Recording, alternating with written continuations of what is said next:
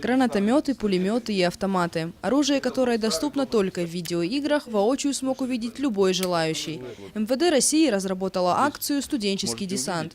Учащиеся вузов получили возможность пройти стажировку в подразделениях ОВД, а также лично познакомиться с работой полицейских. Сегодня в отделение ОМОН пришло более 30 студентов. С большим удовольствием ребята слушали истории о сотрудниках, изучали оружие. Показать, что сотрудник органов внутренних дел – это гражданин в первую очередь тоже.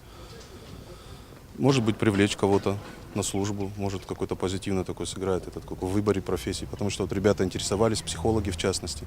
То есть место для психологов, для психологической работы, юристы, то есть востребованные специальности. Многие студенты, решившие принять участие в акции, не просто любознательные ребята. Это дети, чьи родственники непосредственно связаны с работой в органах. У меня тут работает старший брат и его жена. Они познакомились тут, на службе вместе работают до сих пор.